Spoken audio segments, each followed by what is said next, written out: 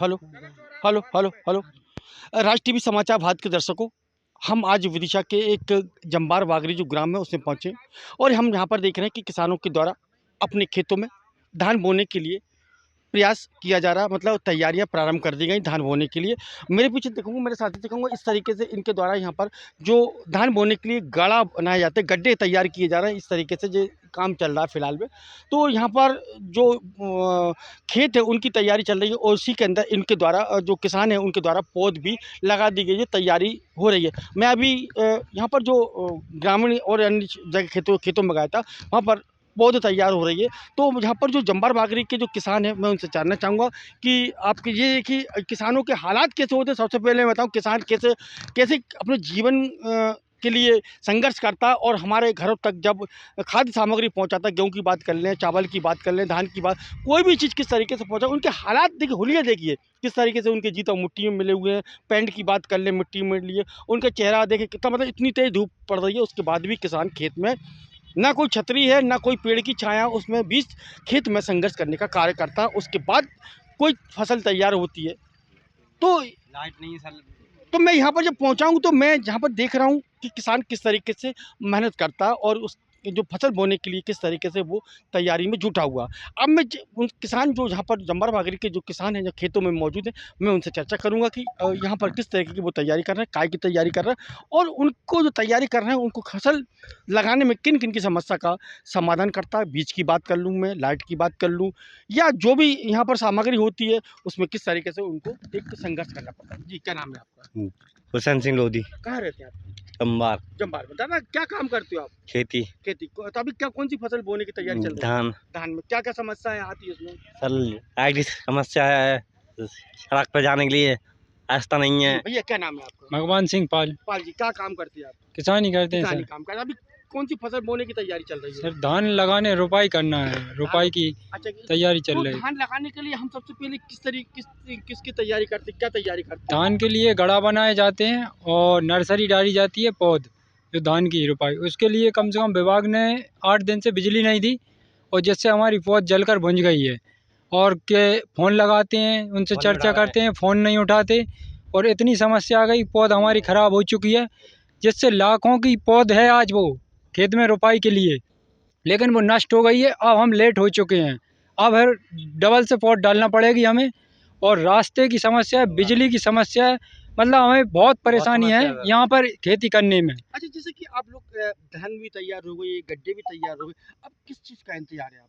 बारिश का। अच्छा, बारिश का है और ये लाट है, लाट होगी तो ये लाट से ट्यूबवेलों से पानी देकर गड़ा भरा जाएंगे। वो बहुत तैयार। क्या नाम भैया आपका? मेरा कमलेश पाल। पाल जी, क्या की तैयारी कर रहा है? धान की रोपाई की तैयारी है। 8 दिन से लाइट नहीं आई, कर्मचारी लाइट नहीं दे रहे। 10 घंटा लाइट है किसान के लिए, 2 घंटा लाइट आती है, वो 8 घंटा लाइट फिर बाद में भी नहीं देते। तो मैं जब जंबार बागरी के किसानों के बीच पहुंचता हूं, खेतों में हम लोग खड़े हुए, हालांकि यहाँ पर सूरज के नीचे हमें पूरी तरीके से तप रहा है, धरती भी तप रही है, आसमान भी तप रहा है और गर्म लू हवाएं भी चल रही हैं। किसान बताते हैं कि उनके द्वारा पौध लगाई गई थी, नर्सरी जो धान के लिए धान तैयार होती है, उन्होंने बताया कि धान की जो नर्सरी लगाई गई थी, 8 दिन से बिजली ना आने के कारण उनकी धान खराब हो गई है। दूसरा, उन्होंने बताया कि विद्युत विभाग के द्वारा 8 दिन से यहाँ पर लाइट नहीं आई है, उसके कारण से उनकी धान की जो पौध है वो खराब हो गई है।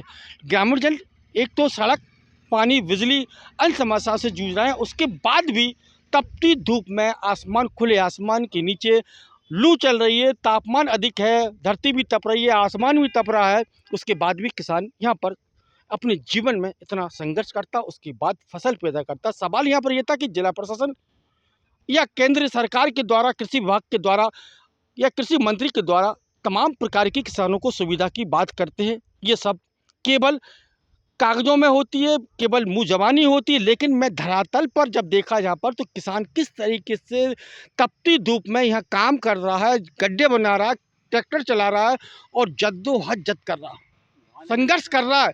लेकिन विद्युत विभाग समय पर बिजली नहीं दे रहा, कृषि विभाग समय पर इनको बीज भाव नहीं दे रहा। उसके बाद भी जब फसल तैयार हो जाती है तो मंडी में जाने के बाद इनकी मेहनत का जो मूल होता है उसका मूल भी इनको नहीं मिलता।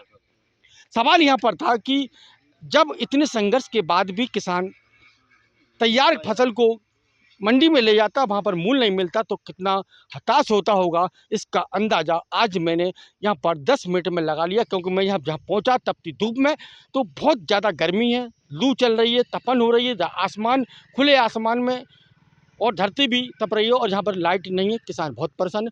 तो हम हमारे चैनल के माध्यम से मध्य प्रदेश सरकार और केंद्र सरकार सहित जिला प्रशासन के आला अधिकारियों से निवेदन करते हैं कि किसानों को तमाम प्रकार की समस्या जो उनकी ज़रूरत है उनको पूरा किया जाए, ताकि किसानों को जो समस्या उत्पन्न हो रही है वह दूर हो सके। उसके लिए आप तमाम प्रकार की सुविधा देंगे तो वह परेशान नहीं होगा। तो ये तमाम प्रकार की सुविधाओं को लेकर आज हम खेतों में पहुँचे। तो ये हमारी आज किसानों के संबंध में एक विशेष खबर थी। मैं विदिशा से राज टीवी समाचार भारत के लिए कमल रेखवार।